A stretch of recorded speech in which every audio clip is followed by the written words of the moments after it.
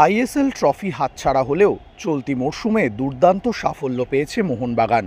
প্রথমে Durand cup জয় দিয়ে মরশুম শুরু, তারপর আইএসএল লিগ শিল্ড জয়।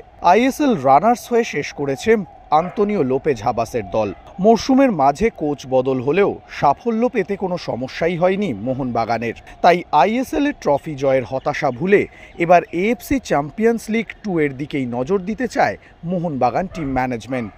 যা শোনা যাচ্ছে, এখন থেকে পরবর্তী মরশুমের জন্য দল গঠনে নজর দেবে তারা। তবে ভারতীয় স্কোয়াডে বিশেষ কোনো পরিবর্তন আসার সম্ভাবনা নেই। যেহেতু হাবাসের দলে ভারতের তারকা ফুটবলাররা রয়েছে, তাই নতুন করে বড় নামের পিছনে ছুটতে নারাজ টিম ম্যানেজমেন্ট।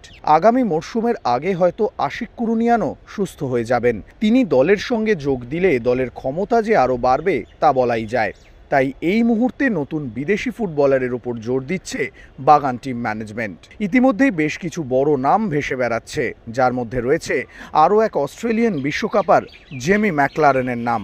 আইএসএল ট্রফি হাতছাড়া হলেও সঞ্জীব গোয়েঙ্কার মূল লক্ষ্য এশিয়ার সেরা হওয়া, এবং সেই মতোই দল গড়তে চায় মোহনবাগান।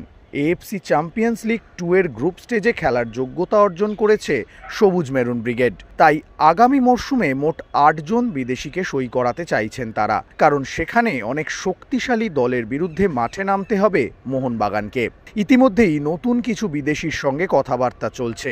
হাই প্রোফাইল ফুটবলারদের সিভি জমা পড়েছে। ইউরোপ খ্যাত বেশ কিছু ফুটবলারের নাম রয়েছে মোহনবাগানের র্যাডারে। এখন দেখার কোন 6 জন বিদেশি ফুটবলার চূড়ান্ত হয় সবুজ মেরুন জার্সিতে খেলার জন্য। এ ব্যাপারে অবশ্যই শেষ কথা বলবেন বাগান কোচ। মোহনবাগান বরাবরই বিদেশি চয়নের ক্ষেত্রে চমক দিয়েছে। এবারও মোহনবাগানের হাত ধরে কোনো বড় ফুটবলার ভারতে আসেন কিনা সেটাই দেখার।